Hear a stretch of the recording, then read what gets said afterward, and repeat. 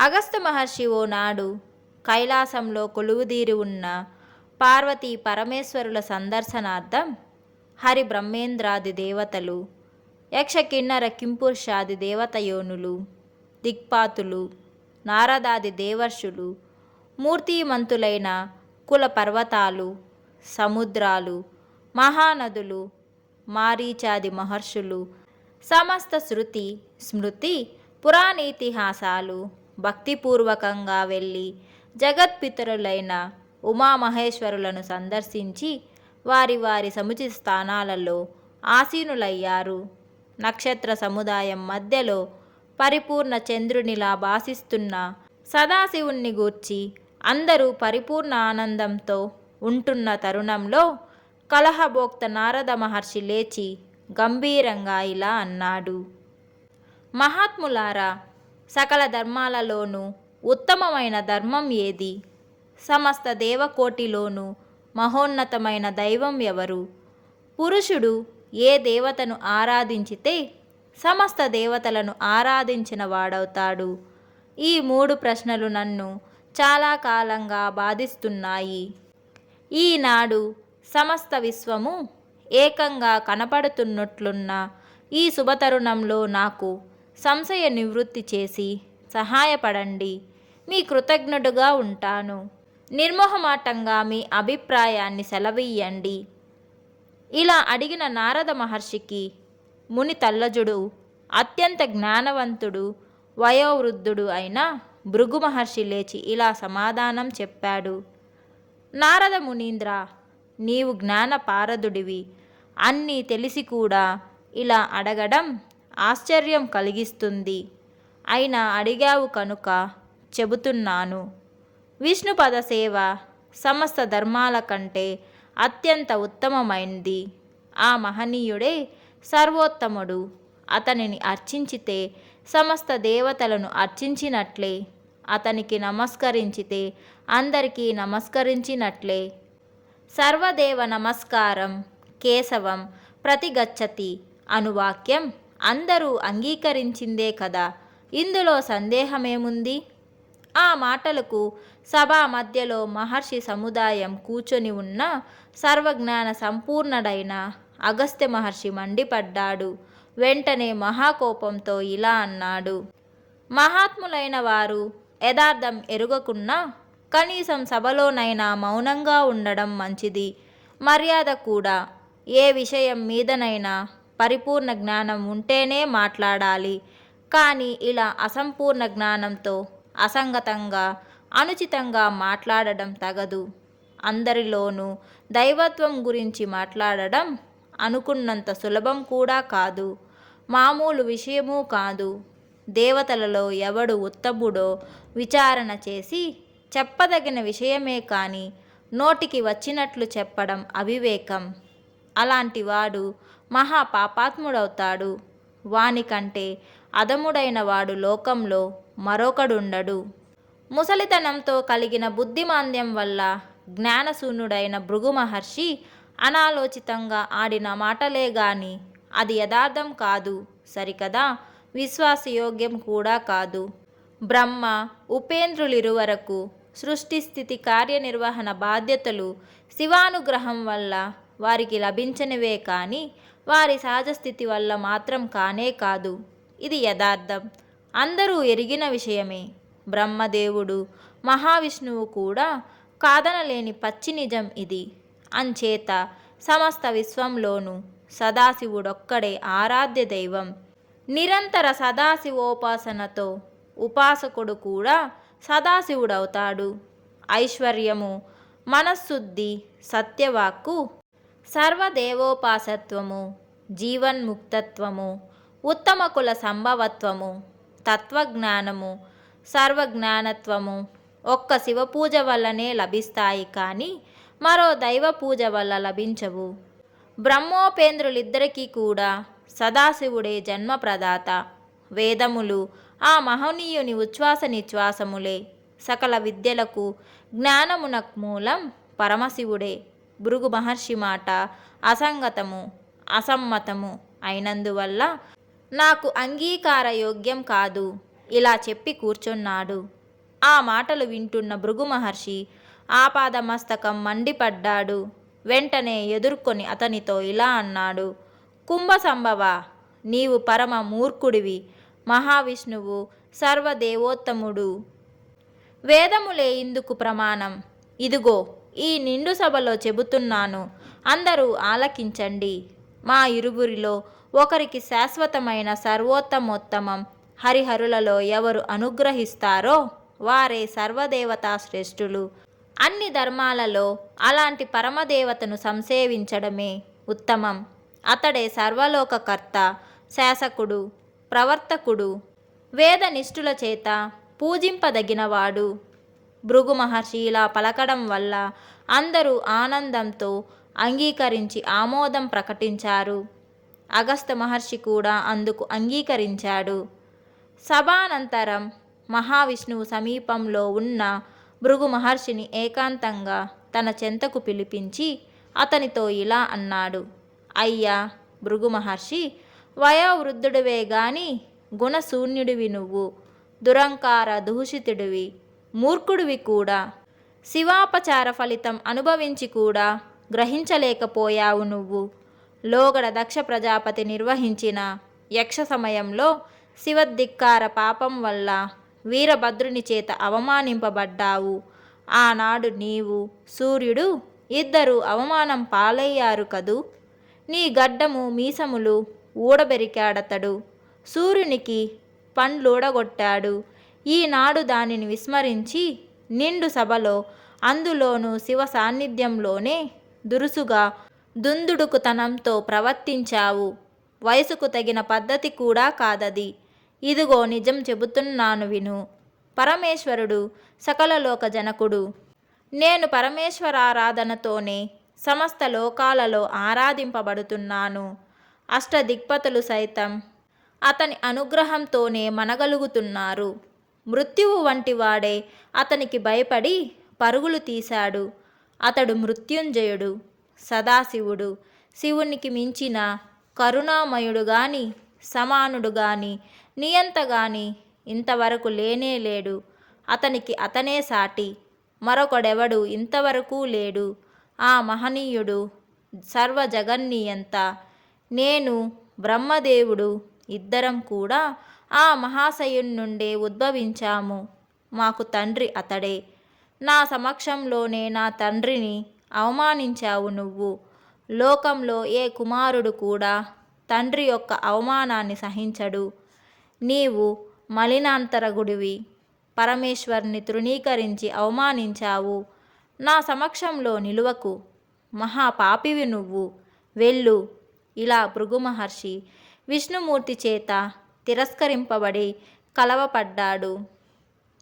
అగస్త్య మహర్షి పరమేశ్వరుని చెంతకు వెళ్ళి పాదాభివందనం చేసి అతని ఆశీసులతో తపశ్చర్యకై భూలోకంకి వెళ్ళిపోయాడు. అలా భూలోకం చేరిన అగస్త్య మహర్షి సముచిత క్షేత్రం అన్వేషిస్తూ క్రమంగా విరించిన పురం శ్రీకాళహస్తి చేరాడు. ఆ క్షేత్రంలో ఆశ్రమం ఏర్పరచుకొని క్షేత్రోపవాసం చేసి వాయులింగమునకు దక్షిణ దిశలో సిద్ధిక్షేత్రం అనబడు క్షేత్రంలో తను తపోబలంతో జ్ఞాన ప్రకాశక తీర్థం అనబడు ఓ తీర్థరాజం ఏర్పాటు చేసుకొని దుస్తరమైన విఘ్నాలను సైతం లెక్కించకుండా ఘోర తపమాచరించి పరమేశ్వరుణ్ణి మెప్పించి సర్వదేవోపాస్యత్వం సముపార్జించుకున్నాడు. ఇలా సర్వదేవోపాస్యత్వం పొందిన మహర్షి ద్విగుణీకృతోత్సాహంతో మళ్ళీ పరమేశ్వరుణ్ణి గూర్చి కఠోరంగా తపమాచరించసాగాడు. అతని తపోమహిమ వల్ల సమస్త లోకాలకు కలుగుతున్న ఉపద్రవం తొలగించు నిమిత్తం రంభ అప్సరోగణాన్ని మహర్షి మీదకి ఉసిగొల్పాడు ఇంద్రుడు. అప్సరోగణం ఆశ్రమంలో అడుగిడగానే అగస్త్య మహర్షి వారి వల్ల కలగబోవు అంతరాయ నివృత్తికై తన తపోమహిమతో సమ్మోహన భైరవుణ్ణి సృష్టించి క్షేత్రపాలకునిగా నియమించి తపశ్చర్య కొనసాగించాడు. సమ్మోహన భైరవుణ్ణి చూడగానే రంభ, అప్సర బీతిల్లి పారిపోయారు. సమ్మోహన భైరవుని ప్రతిమ ఈనాడు కూడా ఈ ఆలయంలో ఉంది. అగస్త్య మహర్షి తపోశ్చర్యలో విజయం సాధించాడు. అగస్త్య మహర్షి తపమొనరించిన సిద్ధిక్షేత్రం అగస్త్య క్షేత్రంగా బాసిల్లింది. మహత్తరమైన ఈ క్షేత్రంలో నదీమ తల్లి లేని కొరత మహర్షిని కలవరపెట్టింది. సత్యవ్రత భాస్కర క్షేత్ర లక్ష్యమునకు నదీ విహీనత అడ్డుగా ఉన్నందువల్ల ఆ కొరతను తీర్చదలిచాడు మహర్షి. అంచేత తన తపోబలంతో నదిని కల్పించాలని భావించాడతడు. చెంతనున్న మహర్షులతో సమాలోచించి వారి విజ్ఞాపనతో విఘ్నోపశాంతి కొరకు ప్రప్రథమంగా విఘ్నేశ్వరుణ్ణి అర్చించాడు. కాలం కలిసి రావడం వల్ల ఆ తరుణంలోనే పాతాళలోకంలో గజాసురుణ్ణి సంహరించి పాతాళ సుసిరి మార్గం గుండా వస్తుండిన గణపతికి ఎదురేగి సాష్టాంగ నమస్కారం చేసి తన వాంఛిత వెళ్ళబుచ్చాడు. ఆ గణేశుడే ఈనాడు ఈ క్షేత్రంలో పాతాళ వినాయకుడిగా లోక విస్తృతమయ్యాడు. ఇలా విఘ్నేశ్వరుణ్ణి ఆశీస్సులు పొంది ఆ చోటనే విఘ్న ప్రశమన తీర్థం అనబడు ఓ తీర్థం కల్పించి జలపానం చేసి అచటికి 8 ఆమడల దూరంలో ఉన్న బ్రహ్మచలమునకు వెళ్ళి దుస్తరమైన తపస్సు చేసి పరమేశ్వరుణ్ణి మెప్పించి సఫలీకృత మనోరథుడయ్యాడు మహర్షి. తత్ఫలితమే స్వర్ణముఖి నదీమ తల్లి ఆవిర్భావం. బ్రహ్మస్థలంలో అగస్త్య మహర్షి తపమాచరించడం వల్ల క్రమంగా బ్రహ్మస్థలం అగస్త్యచలంగా మారింది. అచట అగస్త్యుడు తన పేర అగస్త్య ప్రతిష్ఠలింగం ఓ శివలింగం కూడా ప్రతిష్ఠించాడు. అదే ఈనాడు అగస్తీశ్వర లింగంగా స్వర్ణముఖి మధ్యలో చంద్రగిరి సమీపంలో తొండవాడలో ఉంది. అగస్త్య తీర్థ సమీపంలో దేవ, ఋషి, పితృతీర్థాలను మూడింటిని కూడా వెలియించచేశాడు. ఇలా ఉద్భవించిన స్వర్ణముఖి క్రమంగా వెంకటాచల పర్వతాలేడింటితో పాటు 55 పర్వతాలు దాటి ప్రవహించి పెన్నా నదితో కలిసింది. ఇలా 2 నదుల కలయికతో శోభావంతమై కొంత దూరం ప్రవహించి ధర్మ, కుల్య అను మరో నదితో సంగమించి ప్రవహించింది. ఈ నదీ తీరంలో ఇరు తటాలలోనూ పలు శైవ వైష్ణవ క్షేత్రాలు నెలకొన్నాయి. అలాంటి వానిలో నాగేశ్వరి లింగము, శంఖతీర్థము, కళింగేశ్వర లింగము, కపిలేశ్వర లింగము, పరశురామ మహర్షిచే స్థాపించబడ్డ సీతాంశేషు శేఖర లింగము, సుఖతీర్థము, సోమతీర్థము, నాగేశ్వర లింగము, నాగాహ్య తీర్థము, రామతీర్థము, కోదండ రామేశ్వర తీర్థము అత్యంత ముఖ్యులు. స్వర్ణముఖి ఈ తీర్థాలను అధిగమిస్తూ దక్షిణ కైలాస క్షేత్రంలో అడుగిడింది. ఈ నది యొక్క తూర్పు తటం మీదనే ఈ మహాక్షేత్రం ఆవిర్భవించింది. ఈ నదీమ తల్లి సువర్ణంలా దేదీప్యమానంగా దేవ, మానవ, రాక్ష సాధుల చేత ఆశింపబడుతూ ప్రవహించడం వల్ల సువర్ణముఖిగా, అగస్త్యాచలంలో ఉద్భవించడం వల్ల అగిస్తగిరిజగా, బ్రహ్మదేవుని చేత పంపబడడం వల్ల బ్రహ్మ ప్రేరితగా, అగస్త్య మహర్షికి ఆనందం సమకూర్చినందువల్ల అగస్త్యానందినిగా, ఆకాశగంగయే నదీ రూపం ధరించి ప్రవహించడం వల్ల విద్గంగగా, పలు తీర్థాలలో సంసేవింపబడుతూ ప్రవహించడం వల్ల తీర్థసేవ్యగా, లోకంలోని సమస్త నదులలో ఉత్తమోత్తమైనది కావడం వల్ల సరిద్వరగా నిరంతరం ప్రవహిస్తుండడం వల్ల అవిచ్ఛిన్నరయగా స్మరించినటువంటి భక్త కోటి యొక్క పాప సముదాయమును పరిహరిస్తుంది.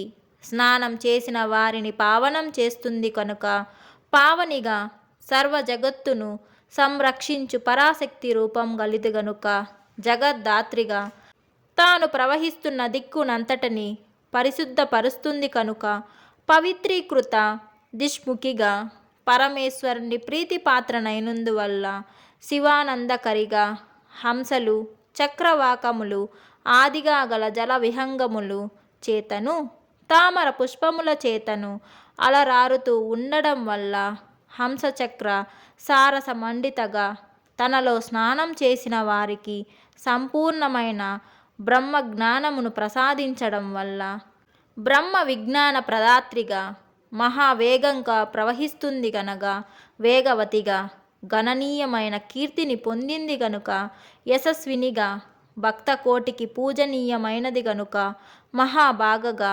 వక్రంగా ప్రవహిస్తుంది గనక వక్రగా భయంకరమైన శబ్దంతో ప్రవహిస్తుంది కనుక గణనాదినిగా జ్ఞానాత్మకమైన ఉదకంతో కూడినది గనుక శుద్ధ విద్యోకగా తన భక్తుల యొక్క సంసార పాశములను నశింపజేస్తుంది గనుక భక్త పాశమూల నికృంతనిగా దక్షిణ కైలాసంలో ఉత్తరంగా ప్రవహించడం వల్ల శ్రీమద్ దక్షిణ కైలాసస్థలో దజ్ముఖ వాహినిగా ఆనందదాయకమైన ఇసుక కలిగి ఉండడం వల్ల మనోజ్ఞసికతగా 85 పర్వతాలను భేదించి ప్రవహిస్తుంది కనుక పంచభేదినిగా ఇలా 25 సార్థక నామధేయాలతో ఒప్పారుతూ ప్రవహించింది స్వర్ణముఖి. మోక్షకాముకుల ఆత్మజ్ఞాన సంపన్నులు అయిన వాళ్ళు ఈ నదిలో స్నానం చేసి అగస్త్య వ్రతం ఆచరిస్తుంటారు కూడా. అగస్త్యాచల సంభూతం పూర్వసాగరగామినీం సమస్త పాపహంత్రీం త్వాం స్వర్ణముఖీరీం శ్రయే మహాపాతక విప్లుష్టం గాత్రం మమ సుబోధకై క్షాళమామి జగద్ధాత్రి శ్రేయస పూరయాస్వమాం అను సూక్తాలు చెప్పి స్వర్ణముఖిలో స్నానం చేసి భక్తులు ఆలయంలో ప్రవేశిస్తుంటారు. అగస్త్య మహర్షి విఘ్నోపశాంతి కొరకు ప్రప్రథమంగా ఆరాధించిన పాతాళ గణపతి యొక్క తీర్థరాజమైన విఘ్న ప్రశమన తీర్థంలో శ్రావణ మాసం శుద్ధ చవితి నాడు స్నానం చేసి పాతాళ వినాయకుణ్ణి పూజించడం శుభప్రదము, విశేష ఫలప్రదము అని స్థల పురాణం నిర్దేశిస్తూ ఉంది.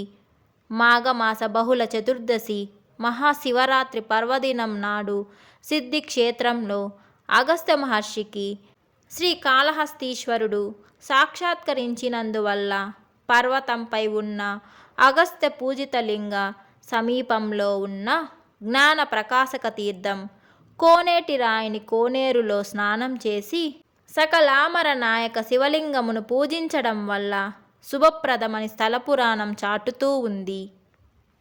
ఇచట సకలామర నాయకుడు అనగా అగస్త్యుని చేత నెలకొలబడిన సమ్మోహన భైరవుడు అని అర్థం. ఇదే ముఖ్యమైన అర్థం. సమస్త దేవతలకు అధిపతుడైన శ్రీకాళహస్తీశ్వరునకు వందనము అని మరో అర్థం. పై రెండు నామధేయాలు ఏర్పడడంలో అగస్త్య మహర్షి ప్రధాన కారకుడు.